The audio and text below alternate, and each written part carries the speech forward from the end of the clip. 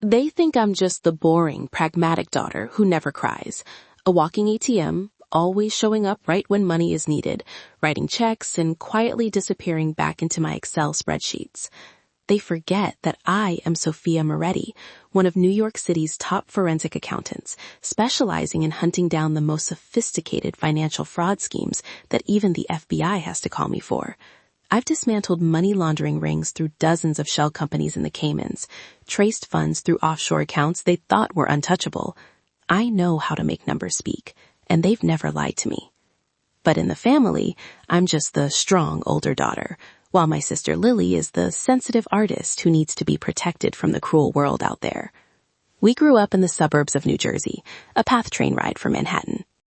Our house was the typical middle-class American two-story, two-car garage, backyard with a grill for weekend barbecues, and a cherry tree Mom planted the day Lily was born. I clearly remember the day Lily came into the world. I was 8, Mom holding her and whispering, "She's so fragile, Sophia. You have to let her have her way." From then on, everything revolved around how fragile Lily was. Lily cried over bad grades. The whole family comforted her. I brought home straight A's. Dad just nodded and asked, "Good. Now can you help pay for Lily's art lessons?" I got a full scholarship to NYU, worked at Starbucks for my freshman year to pay rent myself. Lily dropped out after 1 semester because it was too much pressure. Our parents bought her a Mini Cooper to cheer her up.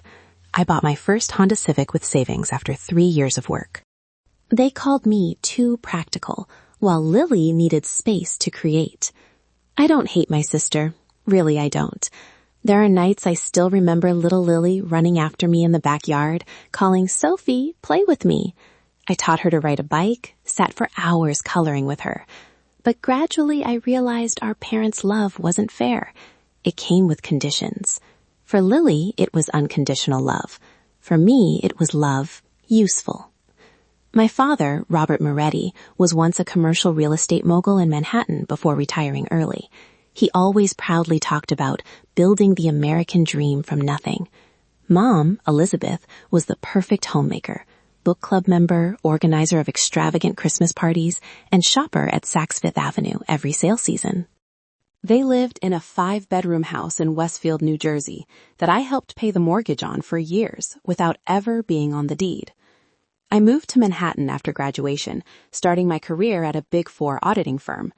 10 years later, I was the youngest partner in the company's history, specializing in $100 million fraud cases. I bought a 2-bedroom penthouse overlooking Central Park. I got engaged to Alex, a 6'2" corporate lawyer with blonde hair who always knows exactly when to stay silent and when to hold me. My life, by every American standard, was a resounding success.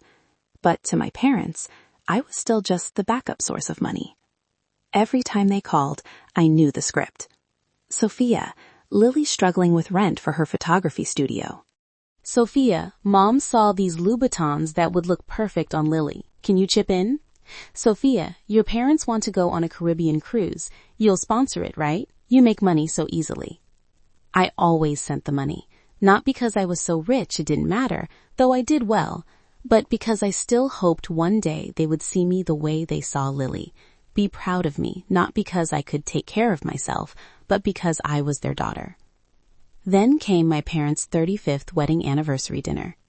I organized everything, chose the most upscale Italian restaurant in Lower Manhattan, the one with the balcony overlooking the Brooklyn Bridge, a jazz band playing Sinatra, fusion Italian-American menu that Mom loved. I paid $4,000 for the evening, plus another $5,000 for the Danube River Cruise voucher they'd dreamed about for years.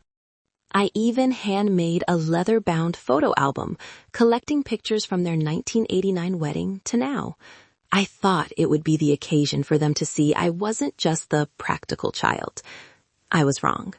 When Dad stood up and tapped his glass, smiling radiantly, I thought he was finally going to thank me, that at last they recognized what I'd done for the family all these years. Instead, he called Lily up and handed her the keys to the historic brownstone in Brooklyn Heights, our grandparents' legacy, worth at least $450,000, no mortgage, in a protected historic district. Gave it to her, right in front of 50 guests, right in front of me. And me? I got a $20 Target gift card stuffed inside the filthy old blender I'd given Mom 4 years earlier. That was when everything inside me shattered. Not shattered in a weak way. Shattered in the way a cable stretched too long finally snaps, and when it snaps, it becomes a weapon. I arrived at Il Mulino in Lower Manhattan 2 hours early to check everything. The U-shaped table was already set with white linen cloths, white lilies, Mom's favorite flower, and small glass candle holders twinkling under the chandeliers. The 4-piece jazz band was sound-checking Fly Me to the Moon by Sinatra playing softly. I'd carefully chosen the menu: antipasti misto to start, truffle mushroom risotto, bistecca fiorentina for the main, and tiramisu made from a family recipe the chef promised would be just like in Tuscany. Total bill, $4,000, not including tip. I paid it all with my personal credit card, as always. Alex came with me, carrying the large gift bag, the leather-bound photo album I'd made, and the envelope with the $5,000 Danube cruise voucher. He was in a slim-fit gray suit, looking like he'd stepped out of a Wall Street movie. "You sure about this?" he whispered as we stood in the corner waiting for guests. "I know you want to make your parents happy, but you don't owe them, Soph." I smiled, adjusting his shirt collar. "It's their 35th. We only do this once." He kissed my hair lightly. "You always go overboard for others. I just want you to remember you're deserving too." Guests started arriving. Old friends of my parents from their real estate days, a few neighbors from Westfield, Aunt Clara, the only family member who ever told me, "You don't have to be superhuman forever." My parents arrived last, Mom in a pearl green silk dress, wearing the pearl necklace I'd given her last Christmas, $2,000 at Tiffany's. Dad in a dark suit, A.R.M.S tie I'd picked for Father's Day. They looked like the perfect couple from Town and Country magazine. Lily arrived 40 minutes late, as usual. She was in a flowing white dress, Hollywood waves in her hair, phone always raised for TikTok. "Oops, traffic over the Brooklyn Bridge was awful," she exclaimed, air kissing my cheeks, then immediately running off to photograph the floral arrangements. I counted 8,000 followers on her wellness account. Mostly bots, I was sure, because I checked. Dinner went perfectly. Everyone raved about the risotto melting in your mouth, the band like being at Blue Note. My parents sat at the head of the table, hand in hand, accepting congratulations from all sides. I sat across from them, smiling appropriately, raising my champagne glass whenever someone toasted. Then Dad stood up, lightly tapping his glass with a silver spoon. "Elizabeth and I want to thank everyone for being here tonight," he began, voice warm and confident, the voice that once convinced clients to buy entire office buildings. 35 years ago, we got married in a small church in Brooklyn, with nothing but love and the American dream. Today, we want to share part of that dream with our daughters. My heart pounded. Finally, they were going to thank me, mention the album, the cruise, everything I'd done. Dad turned to Lily. "Sweetheart, come here." Lily practically floated up, eyes sparkling, phone still in hand. Mom stood beside Dad, beaming. Dad pulled an old-fashioned key from his suit pocket on a silver keychain engraved with an M for Moretti. "The brownstone in Brooklyn Heights that your grandparents left," Dad announced, voice carrying across the room. "Built in 1898. Original red brick, marble fireplace, oak floors. No mortgage, no liens. Today, we officially transfer ownership to you, Lily, so you have your own space to build your wellness brand, TikTok studio, or whatever your heart desires." The room erupted in applause. Lily screamed, literally screamed, then threw her arms around our parents, tears streaming, but still posing for the camera. "Oh my God, this is going to be Lily's sanctuary. I'll have a crystal healing corner, sound bathroom, and the aesthetic, no one in the world will have anything like it." She turned to me, eyes bright. "Sis, you'll help me decorate, right? You're so good at calculating things." I sat frozen, hand gripping my cold champagne glass. Mom turned to me, that familiar smile, the one that looks warm to outsiders but feels like a knife to me. "Sophia, sweetheart, come here." I stood, legs slightly numb from sitting. Mom handed me a small gift wrapped in craft paper, tied with a red bow. I opened it. Inside was the old Vitamix blender I'd given her 4 years ago when she complained about wanting healthier breakfasts. The power cord still crusted with dried coffee stains, blade dull, and stuffed inside the plastic pitcher was a Target gift card, $20. Mom smiled brightly. I know you're so busy, so I thought this would be handy for morning smoothies. I tested it last week, still works great, and the gift card is for coffee. You love Starbucks. Dad nodded, voice full of fake pride. You make good money, Sophia. You don't need artistic things like Lily. Your sister's more sensitive, needs financial security to pursue her passions. You're strong, independent. You understand, right? The room went quiet for a second, then a few polite claps. Someone whispered, "How thoughtful." Alex squeezed my hand under the table. "Soph," he whispered, voice worried. "Can we go?" I looked at the filthy blender in my hand, looked at Lily live streaming her new keys on TikTok, looked at my parents, hugging each other, pleased with their justice. And I smiled. Not a happy smile, the smile of someone who just realized they'd spent their whole life trying to please people who never intended to treat them fairly. You understand, right? Dad repeated, voice lowering, like he was bestowing a favor. I set the blender down on the table, gently, carefully. I understand completely, I said, voice strangely calm. And inside my head, something just snapped. The whole room was still buzzing with applause for Lily. The band had just switched to The Way You Look Tonight, the saxophone soaring like it was scoring my sister's joy. I stood there, still holding the old blender, the $20 Target gift card lost among dust and dried coffee stains.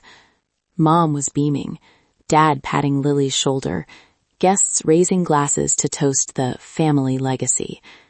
For one brief moment, everything slowed down. I remembered being 8 years old, sitting on the front steps in New Jersey, teaching Lily to ride a bike. She cried when she fell. I wiped her tears, said, "It's okay, I'm here." I remembered Lily's 16th birthday, working extra evening shifts at Starbucks to buy her first iPhone while I still used an old flip phone. I remembered my parents saying, "Sophia's so strong, she can handle herself." I believed it was a compliment. Now I understood. Strong was just another way of saying, doesn't need attention. Alex squeezed my hand lightly under the table. "Soph, shall we go?" he whispered, soft enough only I could hear. I looked at him, gray eyes full of worry, then back at my parents. They weren't even looking at me anymore. They were busy taking photos with Lily and the brownstone keys. Something inside me snapped. Not broke. Breaking is weak. This was snapping, like a cable stretched too long finally giving way, and when it gives, it's ready to whip back. I set the blender down on the table, the small clink enough to make a few nearby guests turn. I pulled out my phone, opened the banking app, fingers flying as fast as when I reverse $1 million fraudulent transaction. "Hi, this is Sophia Moretti," I said to the restaurant staff through speakerphone, voice calm and professional. "I just paid for tonight's event with the American Express ending in 3004. I want to revoke authorization immediately." Silence. Then the staff member stammering, "But the event is happening right now, ma'am." "Exactly. Revoke it now. The hosts will settle the bill themselves." I hung up. Alex looked at me, eyes wide but mouth twitching. He knew what was coming.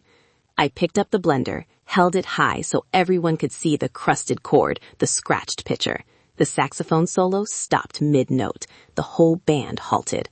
The room went dead quiet. "Dear parents," I said, voice carrying just enough, no shouting, no shaking. "Thank you for this wonderful gift. I think you'll need it more than I do." I turned the blender so everyone could see the $20 gift card stuck with dried honey. "Use this to pulverize your retirement dreams, because from now on, I'm no longer your backup savings account." Mom went pale. "Sophia!" Dad shot up, tie completely crooked. "What the hell are you doing?" I smiled, the first real smile of the night. "I'm doing what I'm best at, cutting off unauthorized cash flows. The restaurant manager rushed over, face red. "Miss Moretti, your card was declined. We need payment now." Murmurs erupted like a hive of bees. Oh my God, what's going on? Sounds like the sister is jealous, but she paid for the party. Aunt Clara at a nearby table covered her mouth, but her eyes sparkled. She was trying not to laugh. Lily finally looked up from her phone, confused. "Sis, are you joking? This is Mom and Dad's special day." I looked straight at her. Exactly, and I just got my special share. Alex was already standing, draping my coat over my shoulders. "Let's go, love." I placed the blender right in the center of the main table, next to the white lily bouquet, then turned and walked away. My high heels clicked evenly on the wooden floor. Every eye followed. No one dared speak. As we reached the door, I heard Mom yell, "Sophia, come back right now." The manager, "Sir, ma'am, the total bill is $4,127. We accept card or cash." Dad stammering, "But she paid." The band awkwardly played a few notes, then stopped completely. The glass doors slid open. Manhattan night air rushed in, cool with the smell of roasted nuts from a hot dog cart on the corner, distant car horns. Alex opened the Audi door for me, silent until we were inside. "You okay?" he asked, hand on my thigh. I burst out laughing, the first real laugh of the entire evening. You know what? I've never been better. Through the windshield, I could still see the restaurant lights spilling out, silhouettes scrambling. Mom's voice carried on the wind. "Sophia Moretti, you will apologize." I pressed the start button. "No, Mom," I said softly, just loud enough for Alex to hear. This is the first time I don't apologize for being myself. The car pulled away from the curb, leaving the most beautiful 35th anniversary celebration in Moretti family history dissolving into chaos behind us. 18 months passed like an endless jazz solo. No repeats, just new notes constantly added. Not one call, not one text, not one email. I blocked my parents' and Lily's numbers that very night after Alex drove me back to my old Midtown apartment. He didn't ask much, just held me tight as the last tears finally fell. Not from sadness, but from relief. "You're free now," he whispered, and I believed him. I started by cutting off the money flow completely. No more emergency transfers for Lily's TikTok year, no more mortgage payments on the New Jersey house, no more surprise plane tickets for my parents' winter Florida trips. I redirected all that energy into myself. 3 months later, Alex and I bought the penthouse in the Upper West Side, 2,000 square feet, floor-to-ceiling windows overlooking Central Park. We chose every piece of furniture ourselves. Italian leather gray sofa, walnut dining table from West Elm, and a large bookshelf filled with finance books and Joan Didion novels I love. No hand-me-downs from family, no old photos on the walls. Just our space. Clean, modern, and completely ours. My career exploded. 6 months after the party incident, I was promoted to the youngest partner in my Big Four auditing firm's history. Salary up 50%, with bonuses enough to pay down the penthouse faster than planned. I led the team investigating the largest healthcare insurance fraud in the Northeast, a scheme inflating bills worth over $200 million. The case made the front page of the Wall Street Journal. Then Forbes called for an interview. The article was titled, "The Fraud Hunter, How Sophia Moretti is Cleaning Up Corporate America." They photographed me standing in front of the company building in Midtown, long trench coat, holding a Dunkin' coffee, looking straight at the lens. I sent the link to Alex. He replied with a heart emoji, and "That's the girl I'm marrying." But external success didn't mean everything inside was fine. I started group therapy at a small center on the Upper East Side. The group had 8 people, mostly women 30 to 40, all raised in families where love was measured by money or achievement. We met every Wednesday night, sitting in a circle on gray sofas, drinking herbal tea and talking about things we'd never dare say to relatives. I talked about the blender, about the $20 gift card, about my parents giving my sister an entire house while I paid for their anniversary party. The first time I said it out loud, I cried. The second time, I laughed. the bitter kind of laugh when you realize you've spent years trying to prove your worth to people who never cared. You don't need their validation, the facilitator named Maya said. You've built your own American dream. That's what matters. I started to believe it. Life in New York became the best medicine. Mornings jogging around the Central Park Reservoir, Alex running beside me, breath forming white clouds in the cold November air. We'd stop at the boathouse, buy hot chocolate, and sit on a bench watching rowboats. He held my hand. Any regrets? He asked once, as golden leaves fell around us. I shook my head. No, just regret not doing it sooner. We had real New York romantic dates, Broadway shows at TKTS Discount, pizza slices at Joe's on Bleecker Street, sunset walks on the High Line when the city lit up. Alex proposed last spring, right at Bethesda Fountain. No huge diamond, just a simple sapphire ring the color of his eyes, and the question, want to build the rest of the American dream with me? I said yes before he even finished kneeling.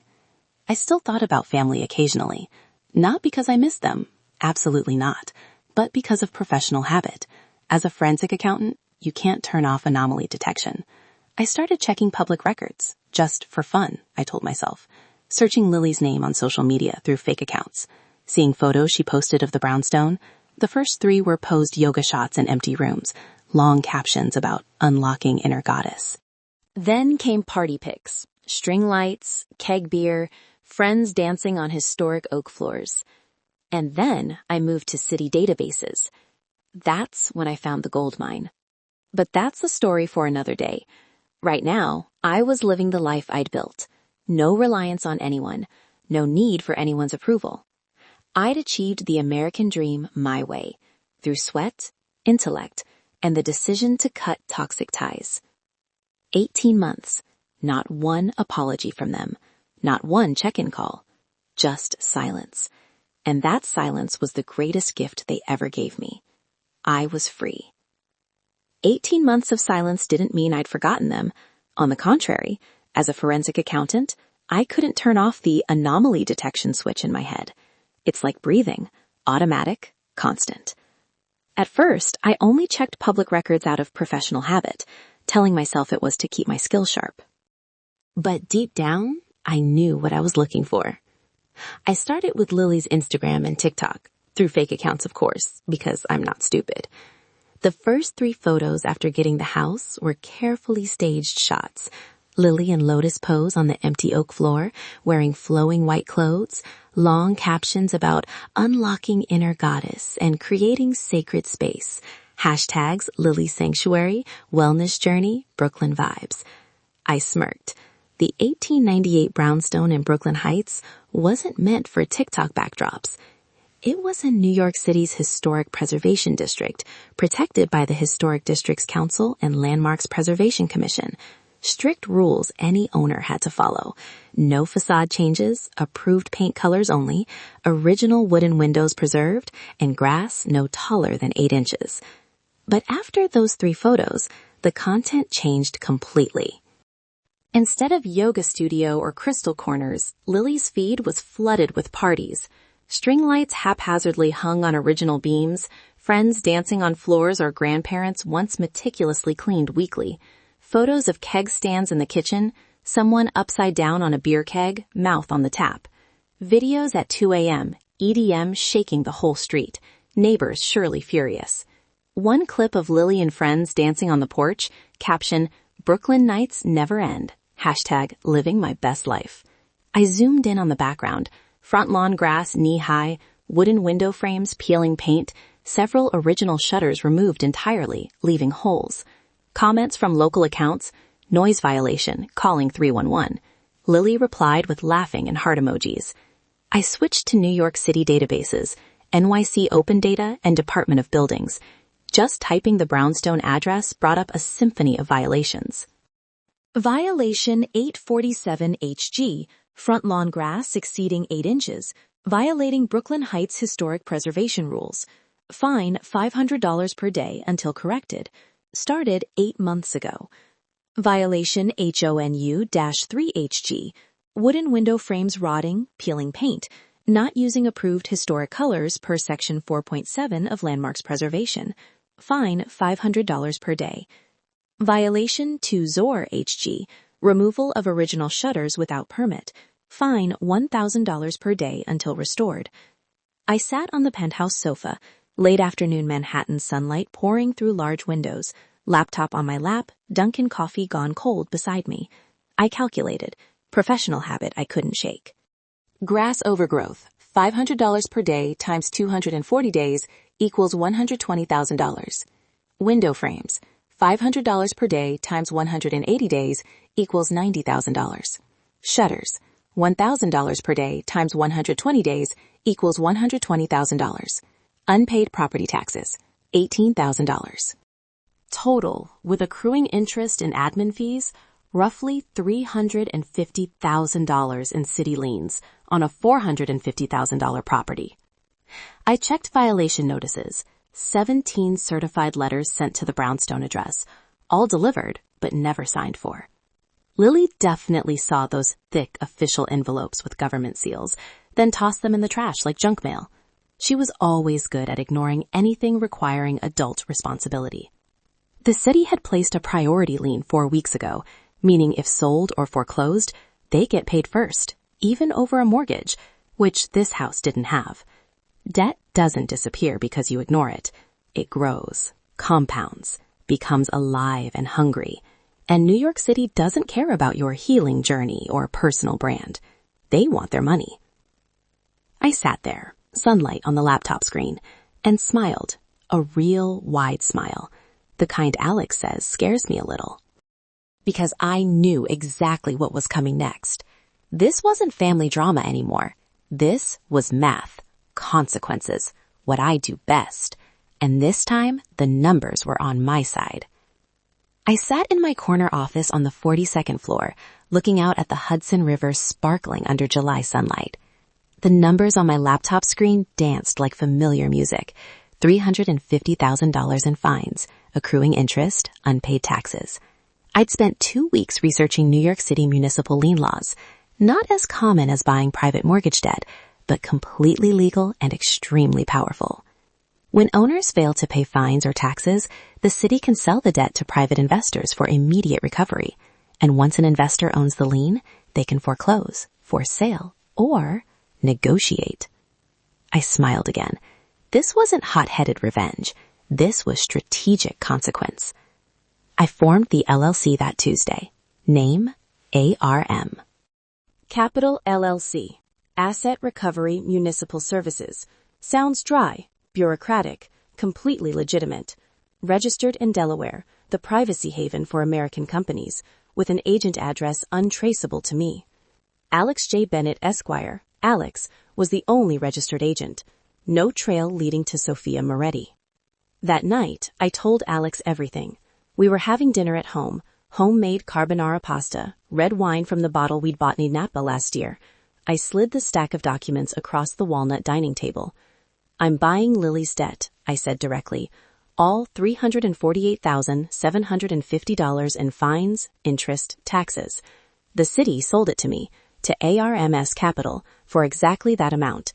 They're thrilled to get paid immediately instead of years of litigation. Alex read the papers, eyebrows furrowed, the familiar corporate lawyer reaction to something on the ethical edge. He set them down, looked at me long. You're sure, Soph? This is your sister. I sighed, swirling my wine. You think I haven't asked myself that? I've been in therapy 18 months. Maya says I have the right to boundaries. They gave my sister an entire legacy house while I paid for their anniversary party. They declared the property value at just $25,000 on the quitclaim deed to avoid gift tax. You know what that means, right? Alex nodded slowly. Federal tax evasion.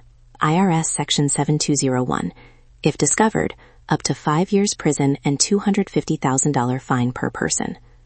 Exactly. I sipped my wine. I'm not doing anything illegal. I'm just buying a legitimate debt from the city. If Lily can pay, I lose nothing. If not, I shrugged. Natural consequences. He was quiet a moment, then took my hand across the table. I hate seeing you hurt, but I also hate seeing you exploited forever. If this is how you reclaim justice... I'm with you. Just be sure you won't regret it. I looked up the window, Manhattan lights twinkling like 1,000 possibilities. I'm sure. They taught me strong means needing nothing from anyone. Now I'll show them what strong really looks like. 3 days later, the transaction was complete. I wired $348,750, every penny of accumulated fines, to the New York City Department of Finance. They sent confirmation immediately. A.R.M.S. Capital was now the priority lien holder on the Brooklyn Heights brownstone. The house my parents gave Lily for financial security was now legally mine. Lily didn't know. My parents didn't know. I wasn't in a hurry. This wasn't an angry outburst. This was long game. I wanted them to walk into the trap themselves, like they always did when they needed money from me. I knew for certain one day they'd call. They always called when they needed. And then I'd be ready. Not with a checkbook, but with consequences. I monitored the house through public records and a few drive-bys, from a distance, of course. The grass grew taller. Window frames worsened. Lily kept posting TikToks from expensive Williamsburg brunches, surely funded by whoever was enabling her this month, probably my parents. I watched. I waited. I let the trap sit perfectly constructed, ready to spring. Because I knew, with 33 years of being underestimated, that the day would come. They always needed me again. Only this time, the price would be different. The call came on a Wednesday evening, while Alex and I were cooking in the penthouse kitchen. He was handling pesto pasta. I was prepping salad, our weekly ritual to unwind after long days. My phone buzzed on the granite counter. I glanced at the screen. Aunt Clara. I hesitated. Aunt Clara was the only family member who called regularly, not to ask for money, but to check in. You okay? I know family isn't simple. But this time, her voice was different, tense, rushed. Sophia, honey, she said on speaker. I'm at NYU Langone. Your dad's in the ER. My heart pounded. Alex turned off the stove immediately, looking at me. What happened? I asked, trying to keep my voice calm, the forensic accountant voice when facing unexpected data. Your mom says it's a heart attack. They brought him in about 40 minutes ago. She's not handling it well. She asked me to call you. Of course, Mom would never call directly. That would mean admitting she needed me. Is he stable? Doctors are running tests. Sophia, you should come. Whatever's happened between you and your parents, if something happens to your father. I'll be there in 20 minutes, I said, and hung up. Alex already had the keys. I'm driving. No need, I said, but looked down at my hands. They were shaking. Not from fear, from something else. The drive to NYU Langone in Midtown East usually took 17 minutes, but Alex made it in 14, weaving through rush hour traffic with a calm competence that reminded me why I was marrying him. I wasn't focused on traffic. I was focused on my shaking hands and the memory it triggered. You know what I'm thinking about? I said suddenly, staring out the window at city lights blurring past. Alex reached over and took my hand. Tell me. 3 years ago, August 14th, 2:30 a.m. My voice sounded flat, detached, like reading a case file. I had acute appendicitis, pain so bad I couldn't stand straight. I was on the bathroom floor trying not to throw up, and I called Mom. Alex's hand tightened on mine. You told me. What did she say? She said she couldn't leave the house. Lily had just broken up with some guy she dated 3 weeks, and Lily was threatening to cut all her hair off. Mom said she couldn't take her eyes off her for even a minute because Lily was having a crisis. The words came faster now, a dam breaking after years of pressure. She told me to call an Uber, said I was capable and strong and I'd figure it out. So I did. I called an Uber, and some guy named Marcus drove me to the emergency room while I held a trash bag in case I threw up. I admitted myself. I signed my own surgical consent forms, while the surgeon told me my appendix was close to rupturing. Alex pulled over right there on the side of the road, hazards on, and turned to face me. Then what?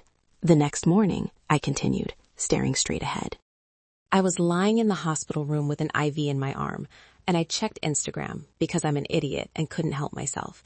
And there was a photo Mom posted at 3 a.m. the night before.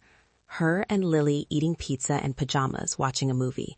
Caption, heartbreak healing sleepover with my princess, with a bunch of heart emojis. Unbelievable, Alex breathed.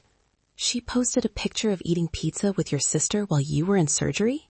He pulled me into his arms, as much as the car's center console allowed, and I let him hold me. Even though I wasn't crying, I was past crying. That required having grief left.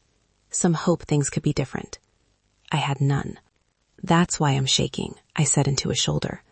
Not because I'm afraid Dad is dying, but because 3 years ago, I almost died. And they chose my sister's bad haircut over me. And now Dad has a panic attack over some financial stress. I'm sure that's what this is, not an actual heart attack. And suddenly I'm supposed to come running? Alex pulled back to look at me, hands on my shoulders. You don't have to go in there. Yes, I do. I smiled then, and I could feel how cold it was. Because they're about to find out the financial stress isn't random bad luck. And I want to see their faces when they realize who's been holding the knife all along. Alex studied me for a long moment, and I wondered if he'd try to talk me out of it, try to convince me to take the high road, be the bigger person. All those exhausting platitudes people use when they want you to accept mistreatment gracefully. Instead, he kissed my forehead and said, "Then let's go teach them what consequences look like. That's why I'm marrying you." We walked into the hospital together, Alex's hands solid and steady on my back. The automatic doors slid open, bringing the smell of antiseptic and anxiety that all hospitals share. The fluorescent lights made everything look washed out, surreal. I knew exactly where to go, the VIP waiting room, 3rd floor. Of course, they'd be in the VIP section. My parents would never wait with the common people, even in a medical emergency. The elevator ride took forever and no time at all. When the doors opened on the 3rd floor, I heard my mother's voice before I saw her. Mom had spotted me. She came rushing down the hallway, her hair slightly disheveled, mascara smudged under her eyes. She was wearing the cashmere cardigan I'd given her 2 Christmases ago. She reached for me like she was going to hug me, and I stepped smoothly to the side, letting her momentum carry her past me. Alex moved subtly to block her from trying again. "How's Dad?" I asked, my voice professionally neutral. "Oh, now you care?" Mom's grief transformed instantly into anger. "Now you decide to show up after abandoning your family for over a year, after humiliating us at our anniversary party? Elizabeth?" Dad's voice came from the waiting room doorway. He looked pale, but steady, standing on his own 2 feet. "That's enough. Not an actual heart attack then, just as I'd suspected." I walked past my mother without another word and faced my father. "What did the doctor say?" He had the grace to look slightly embarrassed. "Panic attack, stress-induced. They want to keep me for observation overnight, but I'm fine." "Good," I said. "Then I'll be going." "Wait," he held up a hand. "We need to talk about Lily, about the house." There it was, the real reason for the emergency call. I looked at Aunt Clara, who gave me a small apologetic shrug. She'd been used as bait, and she knew it. 5 minutes, I said, in private. Dad nodded and gestured to a smaller consultation room off the main waiting area. Alex started to follow me, but I squeezed his hand. "Wait here. I'll be fine." "You sure?" "I'm sure." Because this wasn't about needing protection. This was about watching them walk into the trap I'd built, and I wanted to see every second of it with perfect clarity. I followed my father into the consultation room, and Mom rushed in behind us before I could close the door. Typical. The room was small, clinical, with 2 chairs and a small couch. Medical pamphlets lined a rack on the wall. Dad sat heavily in one chair. Mom perched on the couch's edge, her hands twisting together. I remained standing. "So," I said, "what's the crisis?" For a moment, neither of them spoke. Dad looked at Mom. Mom looked at her hands, the silence stretched taut. And I let it. I've learned from interrogating fraud suspects that people will say anything to fill an uncomfortable silence. They'll confess to things you didn't even know to ask about. Finally, Mom broke. "The house," she said, her voice cracking. "Lily's house, the brownstone. We're going to lose it." I raised an eyebrow. "How unfortunate." "Unfortunate?" Mom's head snapped up, her eyes flashing. "Is that all you have to say? Your sister is about to lose everything because of some technicality, some ridiculous city fines, and all you can say is unfortunate? What would you like me to say? That you'll help?" She stood up, taking a step toward me. "That despite our differences, you'll still do the right thing for family. Sophia, they're going to foreclose. Some company called A.R.M.S. Capital bought all the debt. They sent a letter yesterday saying Lily has 30 days to pay the full amount or they're taking the house. I felt a thrill run through me. Not guilt, not shame, but pure satisfaction. They'd received my letter. How much does she owe? I asked, keeping my face carefully neutral. Dad cleared his throat. With the accumulated fines, the property taxes, and the interest this company is charging, it's approximately $348,000. That's quite a bit. It's devastating, Mom said, tears starting to flow now. Real ones this time, not the pretty crying she does for effect. We tried to pay it ourselves, but we don't have that kind of liquid cash. We'd have to sell our house, and we're too old to start over. And Lily certainly doesn't have it. She's been struggling, trying to find her path. Partying, I corrected calmly. She's been partying. I've seen the TikTok posts. Mom's mouth tightened. She's young. She's figuring things out. But she doesn't deserve to lose her home because of some bureaucratic nonsense about grass height and paint colors. It's insane that the city can charge so much for. This city isn't charging it anymore, I said. A.R.M.'s Capital is. They bought the debt. And as the new lien holder, they have every legal right to foreclose if the debt isn't paid. We know that. Dad snapped, some of his old authority creeping back into his voice. That's why we need you to pay it. The words hung in the air like a grenade with the pin pulled. Excuse me? Mom rushed forward again. Sophia, please. I know we've had our issues. I know you felt hurt by the anniversary gift situation, but surely you can see past that now. This is family. This is your sister's future.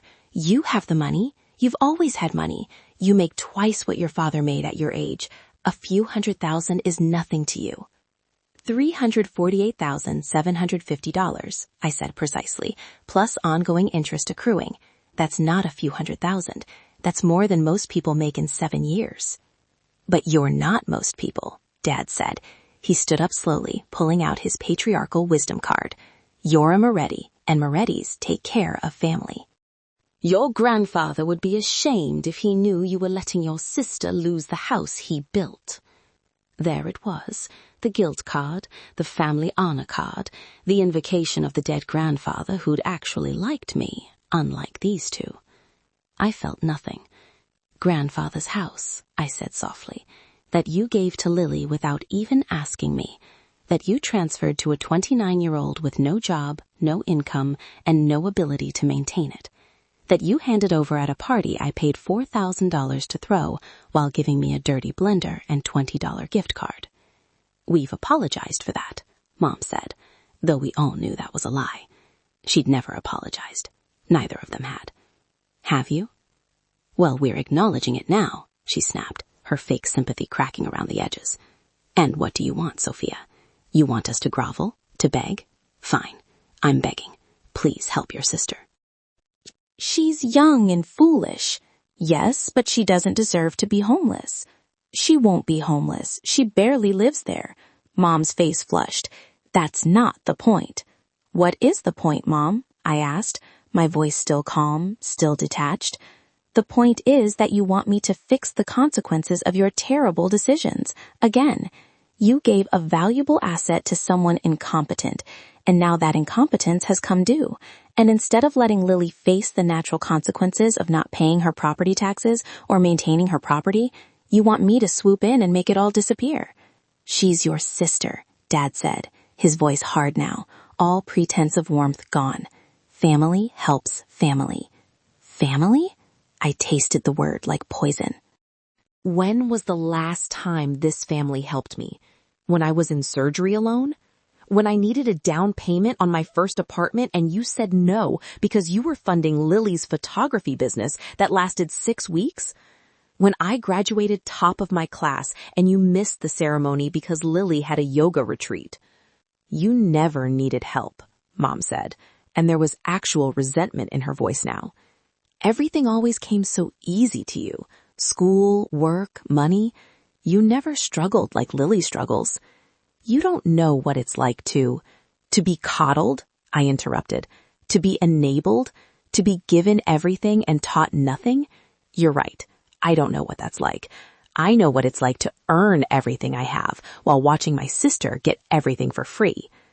Dad's face was reddening now, his stress levels clearly rising again. This is getting us nowhere. Sophia, bottom line, will you help or not? This was it. The moment I could see them both tense, waiting for my answer. They were expecting one of two responses. Either I'd say yes and write them a check like I always used to, or I'd say no and walk out, confirming their narrative that I'm cold and selfish. They weren't prepared for option 3. I let the silence stretch just long enough to make them uncomfortable, then walked slowly to the door and opened it. "Alex," I called out, "could you bring the briefcase?" Mom and Dad exchanged confused looks. Hope flickered across Mom's face. She thought the briefcase meant a checkbook. Alex appeared in the doorway carrying his leather litigation briefcase, the one he uses for court appearances. His expression was professionally neutral, giving nothing away. "Thank you," I said, taking the briefcase from him. He gave my hand a quick squeeze before stepping back into the waiting room, though he left the door open. Aunt Clara appeared behind him, curiosity clear on her face. I set the briefcase on the small table and opened it with deliberate slowness. "You want my help?" I said, not looking at them, focusing on the briefcase locks. "You think I should just write a check for $348,750 plus interest to save Lily from her own negligence?" "Yes," Mom breathed. "Yes, exactly. But here's what you don't understand." I pulled out the first document. "I've spent 18 months learning exactly how much damage financial irresponsibility can cause. I've watched that house, grandfather's house, deteriorate because Lily couldn't be bothered to cut the grass or maintain the window frames." I laid the document on the table. It was a printout of all the municipal violations, complete with photos the city inspector had taken, the overgrown yard, the rotting window frames, the missing shutters. Dad's face went pale as he looked at the images. "I've watched her treat a $450,000 asset like a party venue," I continued, pulling out more documents. TikTok printouts, photos of beer cans on the historic porch, videos of her friends climbing on the original timber beams. "Where did you get these?" Mom whispered. "TikTok is public. Mom, anyone can see them, including the Historic Preservation Board, who I'm sure would be fascinated to see how Lily has been treating this protected property." I pulled out the next stack. Property tax records, violation notices, the escalating fines. "Lily received 17 certified letters from the city," I said. 17 warnings that she was in violation. 17 chances to correct the problems before the fines became catastrophic. She ignored all of them. "She didn't know," Mom started. "She didn't care," I corrected. "There's a difference." And now the bill has come due. I pulled out the final document, the one I'd been building to, the A.R.M.S. Capital LLC purchase agreement with the city. "This," I said, laying it carefully on top of the pile, "is the proof that someone bought Lily's debt from the city 3 months ago, all $348,750 of it." Dad reached for the document, his hands shaking slightly. His eyes scanned the legal text, the transaction details, He stopped breathing. "What?" Mom demanded. "What is it?" But Dad had found it, right there in the corporate registration documents. I'd helpfully included A.R.M.S. Capital LLC, registered agent, Alexander J. Bennett, attorney at law. Officers of the corporation. You, Dad whispered, looking up at me with something I'd never seen in his eyes before. Fear. "You bought the debt. You're A.R.M.S. Mom's face went through a rapid series of expressions. Confusion, realization, horror, rage. "You're foreclosing on your own sister." Her voice was shrill enough to carry into the waiting room. "I'm not foreclosing on anyone," I said calmly. "I'm simply the lien holder. Lily can pay the debt, and the house is hers to keep. She just needs to come up with $348,750, plus the ongoing interest that accrues at the legally allowable rate of 12% per annum. That's over $40,000 a year in interest alone," Dad said. "Yes, that's how debt works." "This is insane," Mom said, her voice rising. "You're destroying your sister out of spite over a blender." You're willing to take everything from her because we gave you a used blender instead of a house worth $450,000? I smiled. No, Mom. This isn't about the blender. The blender was just the moment I realized who you people really are. This is about consequences. Natural, legal, appropriate consequences for 18 months of negligence and entitlement. So you're just going to take the house? Dad said flatly. I don't want the house. I want Lily to pay her debts like an adult. She can't. Then she'll lose the house. That's how it works when you don't pay your bills, like millions of Americans struggling with credit card debt. Mom made a sound like a wounded animal. You evil ungrateful. Actually, I interrupted, I'm prepared to make an offer. They both froze. I reached into the briefcase one more time and pulled out a document Alex had prepared yesterday. A settlement agreement printed on proper legal letterhead with signature lines and everything. I will forgive the debt entirely, I said. All $348,750. Lily keeps the house free and clear, and I'll transfer the lien release documents as soon as this agreement is executed. Hope blazed across both their faces. However, I continued, there are conditions. What conditions? Dad asked wearily.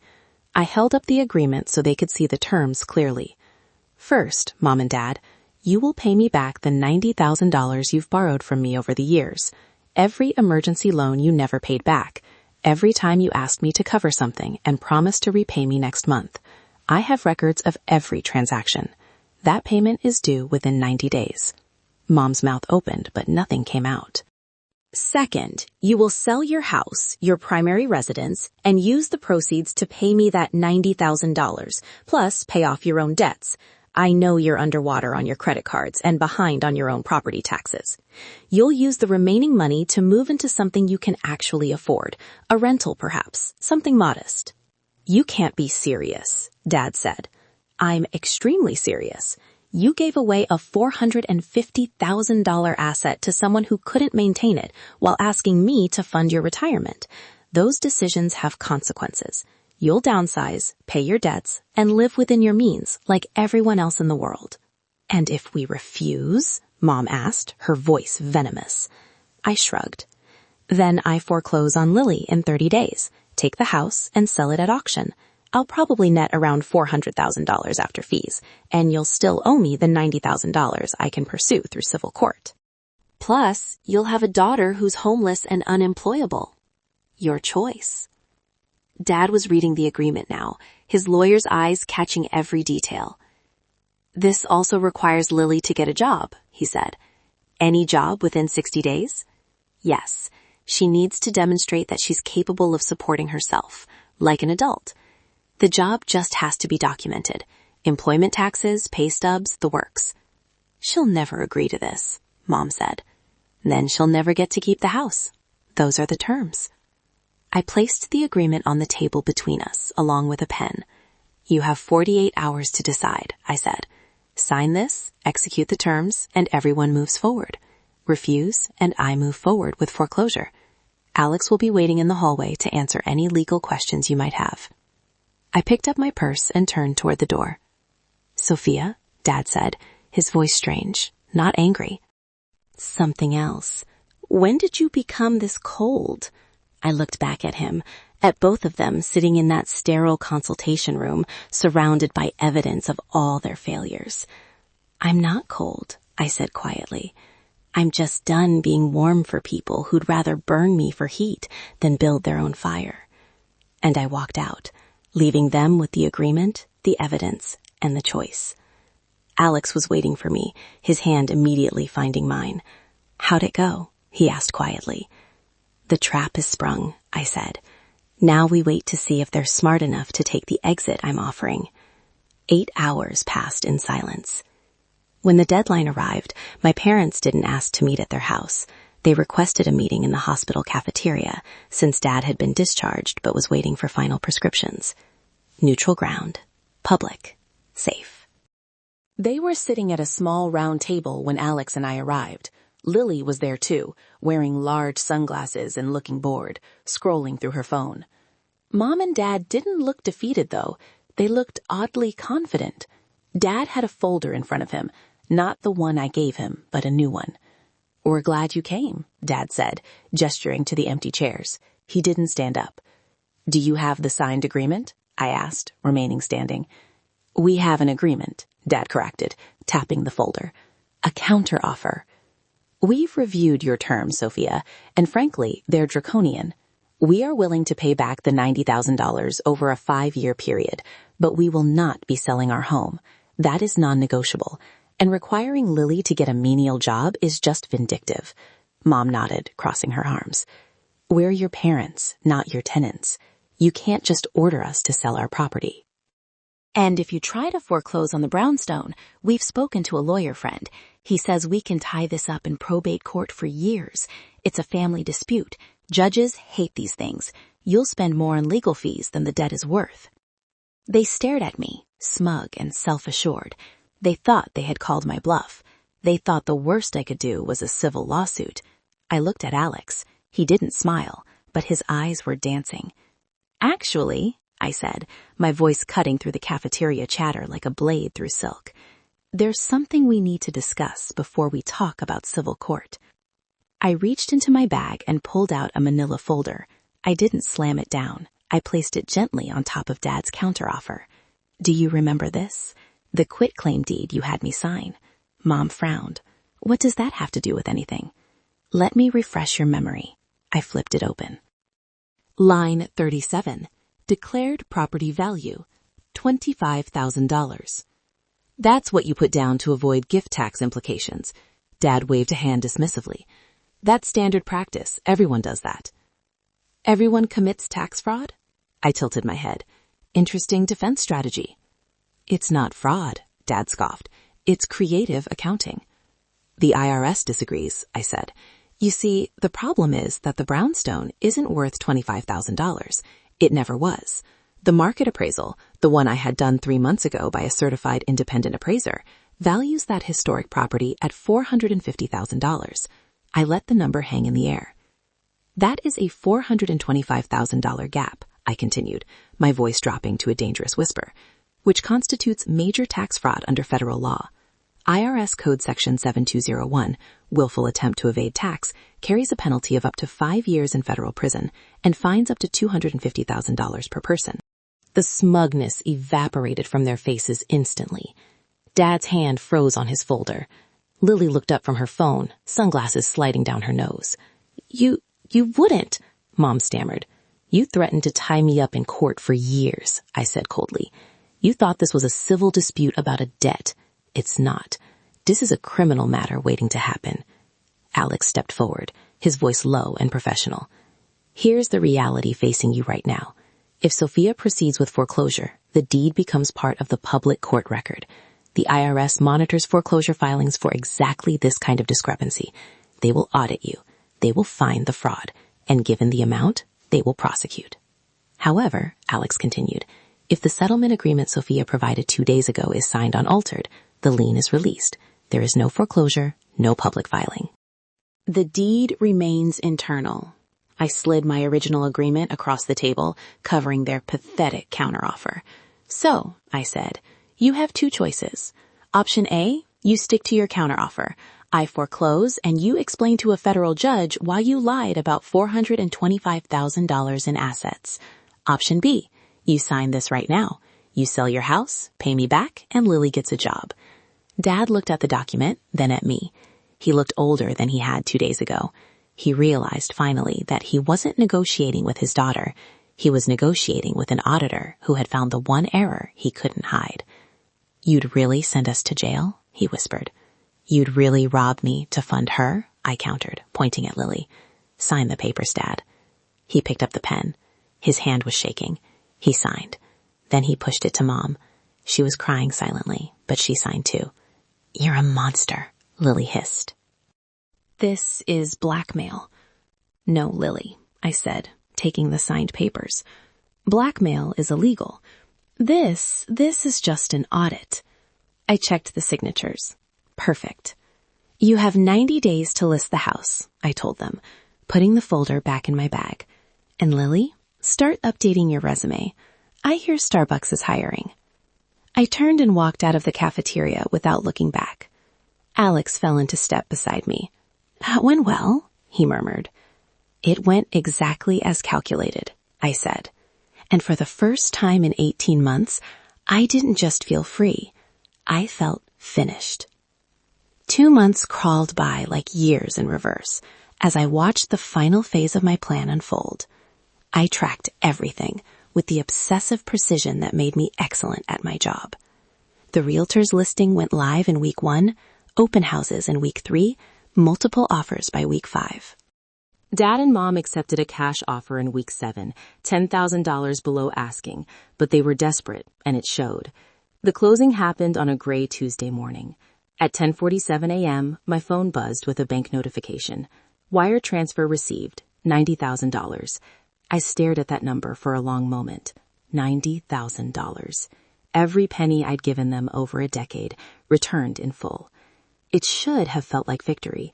Instead, it felt like the end of a chapter I'd been trying to close for 18 months. But the book wasn't finished yet. I picked up my phone and dialed Alex. It's done. They paid. Congratulations, he said warmly. How do you feel? Like I have one more thing to do. I hung up and made my second call to the foreclosure processing company I'd hired 6 weeks ago.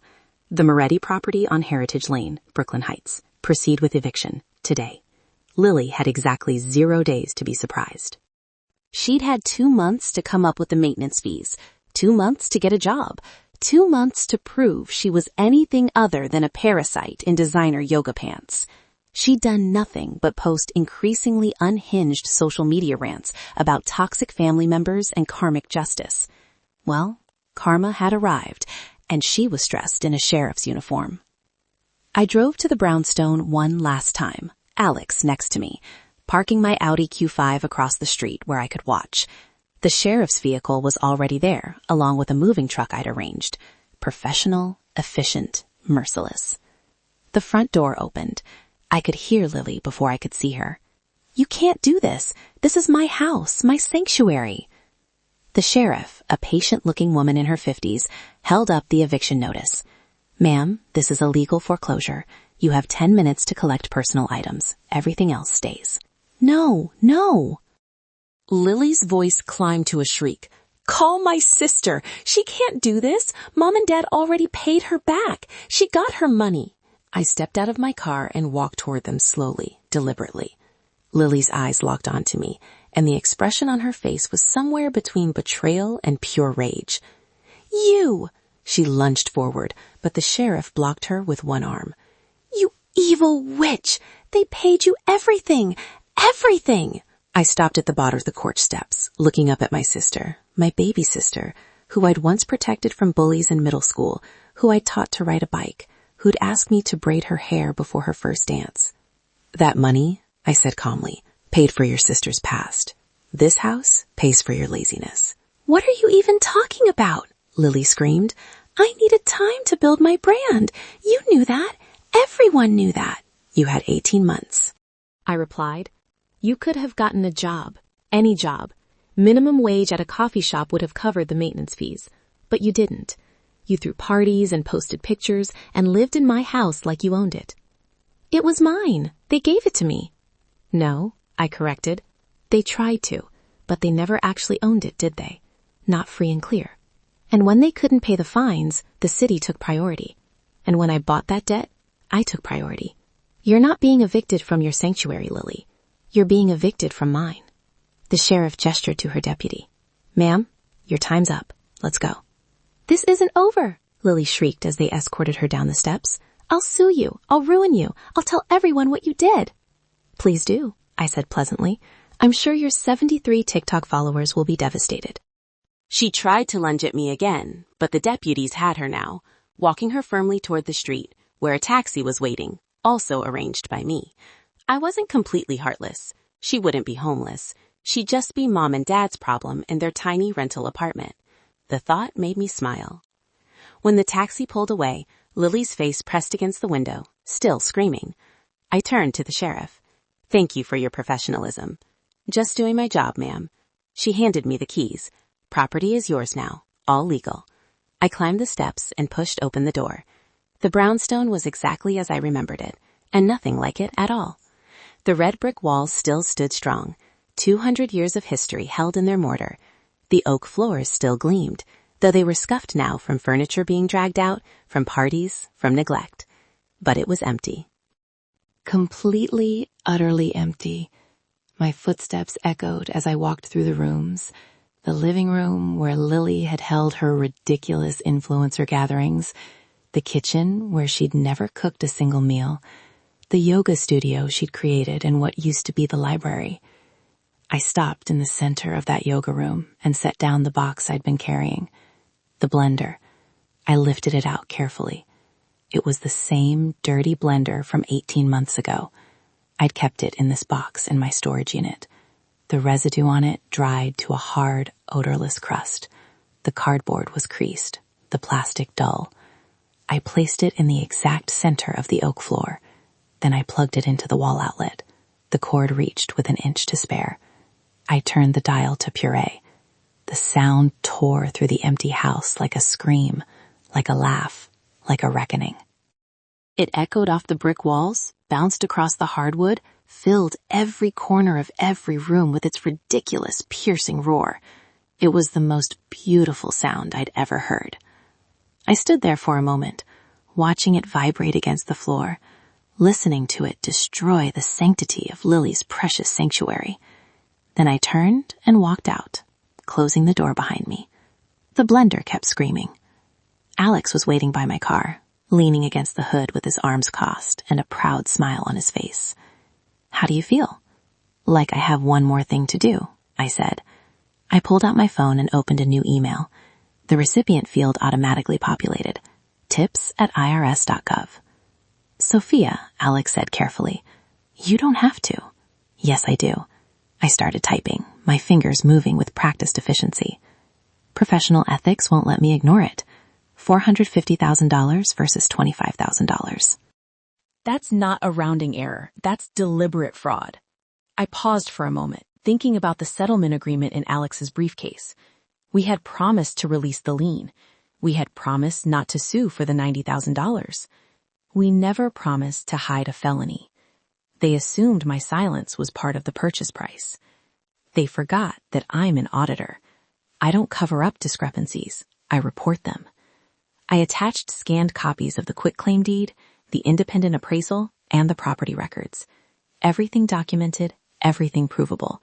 The kind of evidence that would make an IRS agent salivate. Subject: anonymous tip, property valuation fraud. I read aloud as I typed. I am writing to report a significant discrepancy in declared property value. Alex sighed, but he didn't stop me. He understood. This wasn't about revenge anymore. This was about principle. I hit send. The email disappeared into the digital void, carrying with it the last connection I had to Robert and Elizabeth Moretti. Let the federal government deal with them now. I was done. I pulled the sold sign from my trunk, the realtor sign I'd requested specifically, and walked to the gate. The architect who'd bought it from me had paid $20,000 above asking. She'd been thrilled at the opportunity, had already drawn up plans to restore it to its former glory. The brownstone would be beautiful again, just not for Lily. I hung the sign on the wrought iron gate, making sure it was perfectly centered, perfectly visible. Then I got in my car. Alex slid into the passenger seat. "Where to?" I started the engine, looking at the historic red brick house one last time. Behind those walls, a dirty blender was still screaming on an empty floor. The sound of everything they'd given me, everything they'd taken, everything they'd never understood about who I was and what I was capable of. "Home," I said, and I drove away, leaving the past, the toxic family, and the roaring blender behind forever.